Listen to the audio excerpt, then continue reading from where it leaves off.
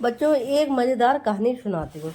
बहुत समय पहले की बात है। एक जंगल में एक बहुत बड़ा पेड़ था। उस पेड़ पर बगुले रहते थे और बगुला सब झुंड बनाकर रहते थे। पेड़ एक नदी के किनारे था, इसलिए उन्हें भोजन की कोई दिक्कत ही नहीं थी। लेकिन उस पेड़ के नीचे एक काला सांप रहता था। वह सांप बहुत ही हिंसक था। जैसे ही बगुला इधर उधर होते वह चुपचाप उसके बच्चों को खा जाता था। इसमें से एक बूढ़ा बगुला तो इतना दुखी हो गया कि उसने अपना भोजन पानी ही छोड़ दिया।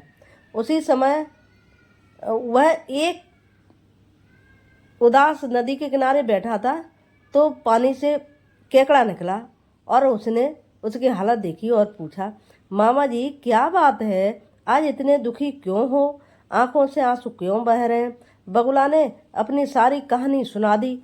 बच्चे जो सांप खा जाता था। केकड़ा बचपन से ही बगुला से चिढ़ता था। बगुला जब छोटा था तब वह केकड़े का शिकार करने की कोशिश करता था। आज उसे बदला लेने का अवसर मिला था।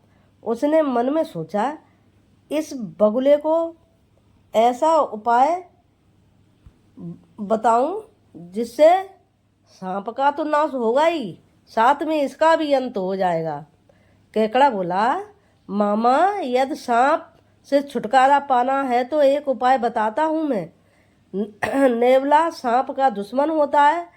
तुम मांस के कुछ टुकड़े नेवले के बिल के पास डाल दो और फिर मांस की एक पंक्ति सांप के बिल तक बना दो।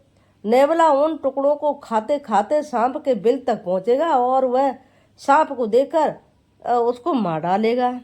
बगुले की यह बात बहुत अच्छी लगी। उसने उसी दिन योजना के अनुसार मांस के टुकड़े नेवले के बिल के पास और फिर सांप के बिल के पास डाल दिए। योजना पूरी तरह सफल रही। नेवले ने मांस के टुकड़े को खाते खाते सांप के बिल तक पहुंचा और जैसे ही सांप को देखा उसने युद्ध कर उसे मार डाला। बगुला बहुत खुश हुआ। अब उसको डर भय दूर हो गया। लेकिन यह खुशी अधिक दिन तक नहीं टिकी। सांप के मरने के बाद नेवला को वहाँ बार बार मांस खाने की आदत बन गई।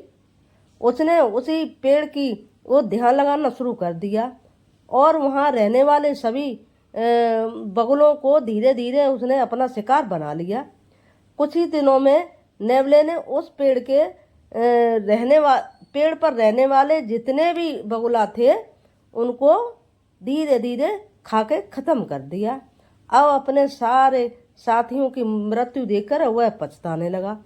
तो बच्चों, कहानी की सीख हमें क्या बताती है? किसी समस्या को हल करने से पहले उसके परिणामों और दुष्परिणामों पर विचार अवश्य करना चाहिए। केवल वर्तमान लाभ को देखकर जल्दबाजी में किया गया निर्णय भविष्य में भारी हानि का कारण बन सकता है और बिना सोचे विचारे किया गया उपाय कभी कभी विनाश का कारण बन जाता है। धन्यवाद। कहानी को सब्सक्राइब करें प्लीज़।